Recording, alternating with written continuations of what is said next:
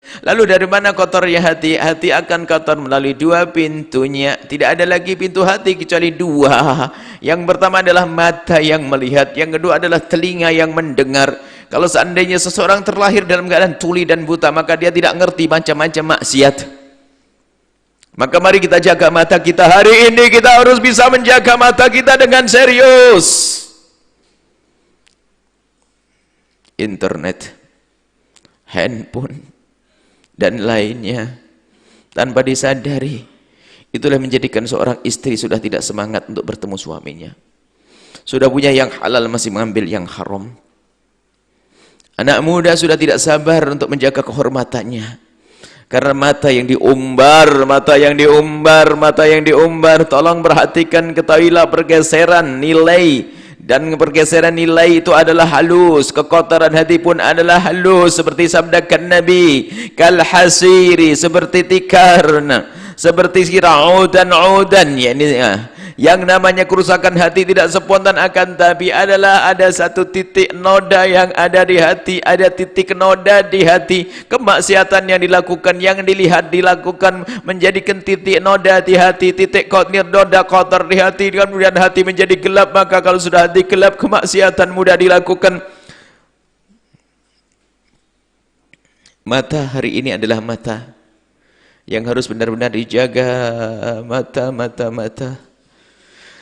Dan telinga apa yang kita dengar, hati-hati dengan itu semuanya. Kalaupun kita berusaha membersihkan hati dengan renungan setiap malam, akan tapi kok pintunya kita buka terus, maka debu-debu kedengkian, debu-debu kebencian, debu-debu kemaksiatan akan terus masuk. Maka kita membersihkan pun tidak akan bersih, karena pintunya dibuka tidak dijaga. Maka Allah mengajarkan kepada kita, qul lil mu'minina yaghuddu min absarihim, katakan kepada orang yang beriman agar senantiasa menutup matanya. Qul lil mu'minati yaghuddna min absarihin, kepada wanita pun untuk menjaga matanya.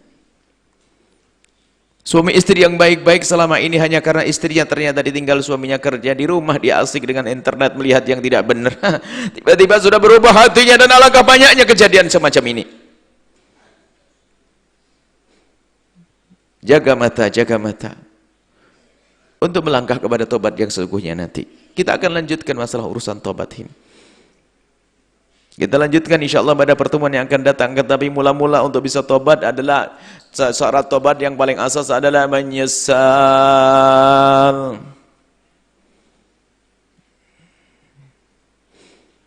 Dan untuk orang bisa menyesali harus ada kesadaran akibat-akibat yang kita lakukan itu.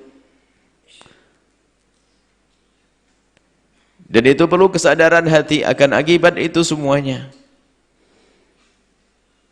Akibat itu apa sih? Akibat adalah hukuman, dan untuk mengetahui akibat maka kita ketahui maksiat. Jadi semua maksiat harus kita sadari membawa murka Allah,